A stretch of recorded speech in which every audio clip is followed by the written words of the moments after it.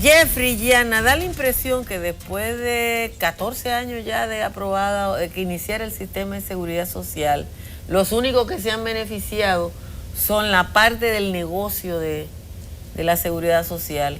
Chanel Rosa siempre nos dice que se amplió la base de beneficiarios, pero tomando en cuenta la precariedad del sistema público, la impresión que yo tengo es que la ARS han hecho edificios muy bonitos, o sea que ahí hay cuartos. La AFP han hecho edificios más bonitos todavía, ahí también hay cuartos, y la gente sigue con la misma precariedad. Si la ley no cambia los contenidos que tienen que ver con el servicio a la gente, ¿para qué la reforma? Hay un aspecto de la reforma que es porque la reforma tiene, digamos, 4 elementos fundamentales, la que está proponiendo el gobierno, que es la parte de institucionalidad, o sea, eliminar el veto, mejorar la capacidad de recaudación y fortalecer el rol de la tesorería de la seguridad social para combatir la evasión y la elusión, y también tiene el aspecto de mejorar la capacidad y también financiamiento a la DIDA, porque todavía al día de hoy falta mucha información, sobre todo empoderamiento. No me hable de eso. Que la gente sepa o intente saber qué le toca. Y se queje. El tema con la DIDA es, yo ya no voy a criticar más la DIDA porque sería cruel. Yo creo que el tema fundamental de la DIDA no es de financiación, es de competencia del personal que presta servicio. Y lo digo por experiencia muy personal, y ella lo sabe. Bueno, es un tema que lo dejo. Es un tema, no, es competencia, sí. O sea, hay intervenciones que la DIDA puede hacer que no hace, porque el que te atiende no es una gente que conoce la ley, es una secretaria. Y esa yo creo que es la diferencia. Entiendo. Yo estuve un año sin seguro médico, Gianna lo sabe, porque la persona que me atendió no pudo decirme qué era lo que había que hacer. No conoce la ley, no sabía qué era lo que había que hacer. Y ese es el drama de la DIDA. Entonces la gente no llama a la DIDA. No, y llama, va a la CISARRIL, sí, a las propias ARS, a preguntar. Pero hace falta empoderamiento. Sí. Esto es fundamental en un sistema donde la gente se reclame y visualice y visibilice todas estas quejas que ustedes están planteando. El segundo aspecto tiene que ver con la parte de pensiones, que es un tema, digamos, fundamental, porque eso lo vamos a ver en 10 años, 15 años, no lo estamos viendo hoy, porque el sistema que tenemos es un sistema de capitalización individual. Usted ahorra en su cuenta individual como si fuera un ahorro en una alcancía, y usted... El que le administra los cuartos se lleva la mitad, y de lo que queda, entonces se lo dividen en mucho tiempo. El año pasado... Hay que ir guardando fuerza para desfilar como en Chile. Las 5 AFP el año pasado ganaron 3.000 millones de pesos, 2.900 millones de pesos, que eso equivale a un 40% del patrimonio, del rendimiento, sí, y casi un 200% de su capital pagado.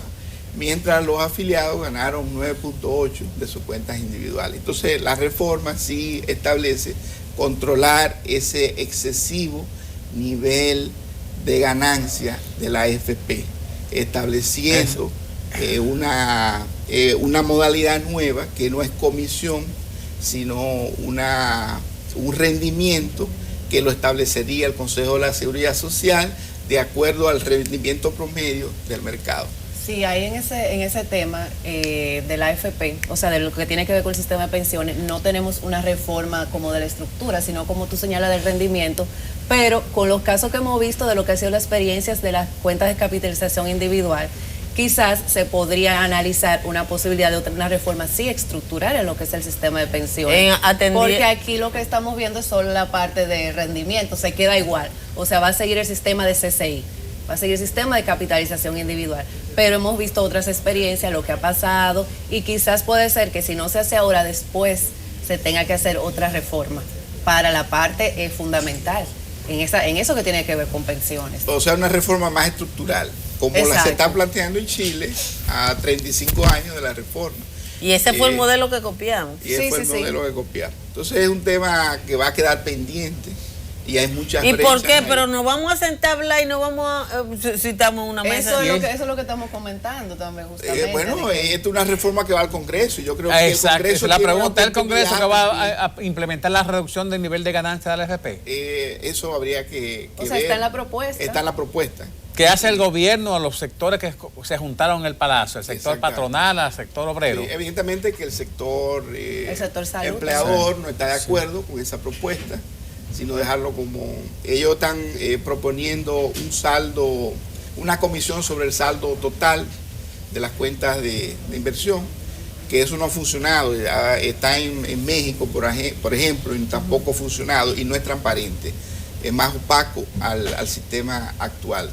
Entonces es un tema que va, bueno, la reforma va al Congreso. Yo creo que el Congreso también debería abrir y el Congreso va a privilegiar a los 7 millones de dominicanos que lo está llevando el diablo y no a los banqueros. Bueno, ellos representan, ¿a quién representan? A los banqueros. Esos son los que votan por ellos. Hay una parte interesante. Bueno, en la parte de pensiones hay temas que no se abordan.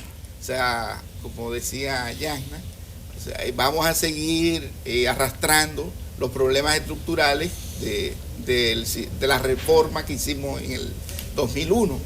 Y es que nos vamos a pensionar con una pensión que va a ser equivalente a un 30% dicen que del menos, último salario. Dicen que menos, que va a ser en promedio un 24%. Yo vi un estudio actuarial que se llama, que dice que el que gana 100 pesos se va a jubilar con 24. Hay estudios que hablan 24 y 30, de 22 también. Por ejemplo, la OCDE hizo un estudio, dice República Dominicana el más bajo, porque además tenemos la tasa de cotización. Pero hemos escuchado uno que hable más de 30, no, esa es la realidad. Entonces eso es muy bajo, porque una persona que tiene un salario de 8,000 pesos, que se vaya a pensionar con un 30%, va a estar por debajo incluso del mínimo. Déjame decir, está no previsto a los dos, porque uno de los temas dramáticos de esto es que aquí la gente, cuando se pensiona, pierde el seguro médico. Sí. Eso es, yo creo que en ningún lugar del mundo. Sí, eso está en la reforma. Eso está en la reforma y eso es fundamental. Ese seguro y eso es algo que no sea así. Que no debería perdonárselo incluso al mismo Consejo de la Seguridad Social, porque eso no necesita una reforma. Es una decisión del Consejo de que todos los pensionados tengan automáticamente un seguro familiar de salud y su dependiente, porque ahora mismo es el pensionado solo, sin su dependiente, que es peor todavía. Cuando la persona necesita más su seguro, entonces no lo tiene. Entonces el Consejo sí es capaz de violar la propia ley y decir, vamos a financiar el FONAMAT, los accidentes de tránsito, porque sabe muy bien que los accidentes de tránsito deben financiarse a través del seguro de vehículo de motor. Entonces no se puede afectar a la aseguradora. No se puede afectar al asegurador de vehículo de motor y entonces no se puede usar esos recursos para darle servicio o darle seguro a los pensionados. Eso está en la ley, lo del FONAMAT. O sea, por eso es que yo insisto en que hay muchas cosas que están en la ley y no se aplican. Eso del tema de los pensionados, la ley dice también que los pensionados tienen que tener seguro. Se armó una discusión que si se refería a los pensionados nuevos de régimen contributivo, a todos los pensionados, pero eso el Consejo, como dice Jeffrey, se podía. Al día de ayer, el sistema tenía 6,000 millones de pesos de excedente. Entonces, financiar con esos recursos todos los pensionados y sus dependientes no tiene un costo. Incluso vamos a suponer que haya selección adversa con los dependientes adicionales. Eso se va a financiar con los 6,000 millones de pesos. ¿Y cuánto se gastarían de esos 6,000 millones? ¿Qué disponibilidad administrativa habría para invertir eso en la otra parte? Es que esos 6,000 millones de pesos son excedentes de lo que se recauda para brindar servicios, para pagarle a las administradoras de riesgo de salud. ¿Y esos 6,000 millones generan intereses bancarios donde están depositados? No, son excedentes, son las reservas que se van quedando de lo que cobra la tesorería y lo que dispersa a la GRS. Y eso está en una cuenta que se llama Cuidado, Atención a la Salud de la Persona. Y eso sigue creciendo, eso comenzó por 4,000, 3,000 millones y lleva 6,000 millones. O sea, el sistema tiene recursos para poder financiar ese tipo de beneficios que lo contempla la propia ley, sin necesidad de reforma. Entonces, evidentemente, cuando se lleva la capacidad de veto, el poder de veto que tienen algunos sectores, impide que se tomen decisiones. Por eso es la importancia de eliminar el veto. Ahí hay un tema también que lo hemos visto aquí, que es con la exclusión, por ejemplo, para el beneficio de la pensión de discapacidad, que si una persona tiene más de una edad, entonces queda fuera de las pensiones. Es de la protección para la pensión de discapacidad.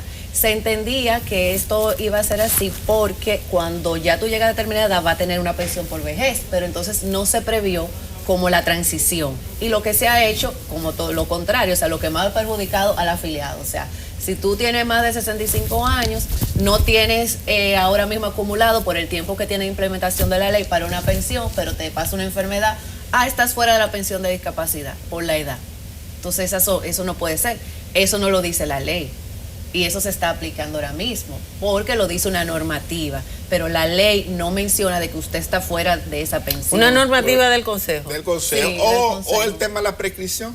También que dentro de esa misma normativa. Bueno, lo de la prescripción es gravísimo. Sí. Creo que es el único lugar del mundo, República donde los beneficios prescriben. Donde los beneficios prescriben. Y donde empresas se quedan. Eso sí está en la reforma. En la reforma sí está. Eso es una vagabundería. Sí, eso sí. Esto es un robo vulgar. Sobre todo las empresas aseguradoras. Sí, ahí es la aseguradora. Qué bueno que lo mencionamos. Que se quedan con esos recursos. Eso sí está en la reforma, que vi que hay una disposición que dice que no perimen. Pero el tema de la edad, eso sí no lo vi. No sé, Jeffrey, si tú lo viste, pero me parece que eso no está en la reforma y eso sí es importante. Algo que sí está, que creo que no lo hemos mencionado, es la cobertura para los informales, para los trabajadores independientes. Si se hace una propuesta para que este grupo pueda entrar también a para que vayan a los mismos hospitales públicos donde se está llevando el diablo a los del régimen subsidiario. De los hospitales públicos y también más del sistema de salud y de claro. La inversión. Sí, lo que pasa es que en las relaciones públicas te ponen como un éxito la cantidad de gente asegurada. Sí. A mí me da cuerda cuando te dicen, hay que si yo cuánta gente en el régimen subsidiado y esa gente que está en el régimen subsidiado, sin subsidio y con subsidio está en la misma condición. ¿Creen que tienen cree que tienen algo y eso no sirve para nada? Al menos que demande servicio de alto costo, que ahí sí va a la red ya no pública, pero es cierto. Con una buena yo creo que el momento ahora no es tanto, hay brechas de afiliación y de cobertura, pero lo más importante es mejorar los servicios a los afiliados, porque es un sistema que también le está costando mucho. El tema del copago en el seguro familiar de salud, cada vez que usted tiene su seguro, el contributivo en este caso, y termina pagando unos copagos muy altos. Y tiene que ver. Yo pago 3,000 pesos de copago de la consulta de un especialista. Pero peor que eso, Jeffrey, es cuando tú vas que te exigen un depósito.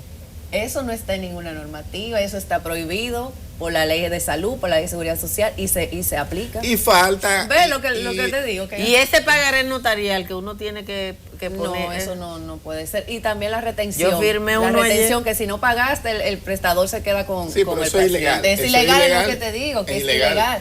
Pero que se habla de que eso hay que regularlo, pero es que... Ay, no, dice un televidente que yo lo he bombardeado muy duro, no, de ninguna manera. ¿A quiénes? A ustedes. No, pero nosotros no representamos ningún sector, nosotros somos técnicos especializados en seguridad social y eso es lo que estamos aquí hablando. Por eso no hay bombardeo. Hay una parte, antes de regresar al tema de salud, hay una parte importante de la reforma, es que, digamos, consolida el sistema de atención integral de la primera infancia. Sí, esa es muy amplia esa parte. Y es muy amplia en lo que es todo el proyecto del sector público del INAIPI, del Instituto Nacional de Atención Integral a la Primera Infancia. De la primera infancia. Entonces hay una parte de la seguridad social que es el CONDEI, que las estancias infantiles se integran a este sistema nacional de atención a la primera infancia. Le da, digamos, consolida el sistema y yo creo que es una ganancia enorme y es importante. La otra parte es también la reforma que crea el Instituto de Riesgos Laborales, o sea, es un poco darles mayor peso al ARL, y un poco para mejorar la capacidad de servicio. Mire, se nos acabó el tiempo. Gracias a Jeffrey y a Gianna. Aquí hay 200 preguntas que son para el SENASA. Ajá. Entonces, lo que yo me comprometo a Chanel. es mandar. No, yo voy a hacer un negocio con Chanel. Que le pague un WhatsApp específicamente. No. Que mande de cada cierto tiempo una gente, que no tiene que venir él, a contestar la querella de la gente, porque hay una parte importante de las querellas que están aquí, que son del SENASA. Se solucionó el caso del SENASA la semana pasada. Por eso creo que hay que hacerle la propuesta a Chanel. Gracias, Yana. Gracias, Jeffrey.